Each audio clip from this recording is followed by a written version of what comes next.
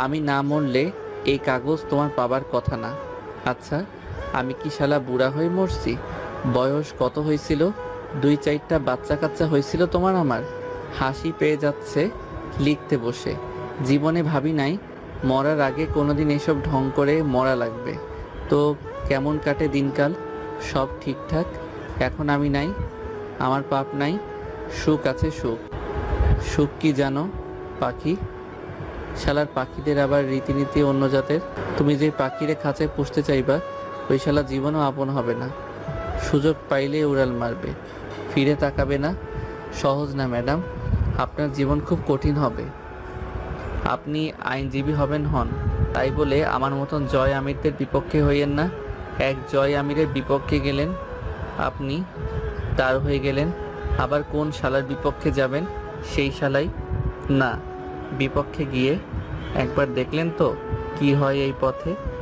আপনি পথিক ভালো, কিন্তু আপনার পথ না এই দুনিয়া। আপনার নীতিবোধ কেড়ে নিয়ে আপনাকে পরী থেকে শয়তান বানাতে সর্বদা সচেষ্ট। হারবিডেন বলেছিল, you either die a hero or live long enough to see yourself become the villain. হয় তুমি নায়ক হিসেবে মৃত্যুবরণ করো, নয়তো বেঁচে থাকো নিজেকে একসময় খলনায়ক হয়ে যেতে দেখার জন্য। আমি মরলাম না, বেঁচে রইলাম। সেদিন মরলে কি হতো জানো? সর্বহারা এক ত্যাগী নায়ক, নিষ্পাপ জয় আমি হিসেবে মরে যেতাম। কিন্তু বেঁচে থাকতে গিয়ে আমি নিজেকে তোমার মতো নীতিবানদের চোখে ঘৃণিত এক পাপিষ্ট হয়ে যেতে দেখলাম। কিন্তু আমি থামালাম না নিজেকে। আমার মন চাইল না, কারণ আমি ততদিনে শিখে গেছি মানুষেরা বাঁচে না। বেঁচে থাকতে হলে অমানুষ হতে হবে।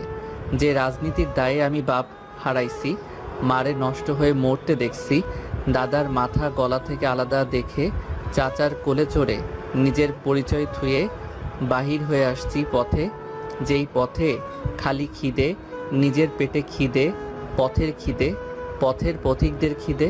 এই পথে রোজ আমার মতো জয় আমিরেরা পয়দা হয়, কিন্তু শালা দুনিয়ার কিচ্ছু যায় আসে না। রোজ খবরের পাতায় মানুষ আমার মতন জয় আমিরদের সব হারানোর গল্প পড়ে। তারপর চশমাটা খুলে দুটো দীর্ঘশ্বাস ফেলে খবরের কাগজটা সরিয়ে রাখলেই শেষ। আমরা ইনসাফ পেলাম কিনা? এক ম্যাচ রাজনীতির খেলায় সব হারানো আমরা কিভাবে বাঁচবো? খিদের জ্বালায় কোন পথে এক মুঠো ভাত খেয়ে বেড়ে উঠবো? কী শিক্ষা পাবো তা সমাজের দেখার সময় হলো না।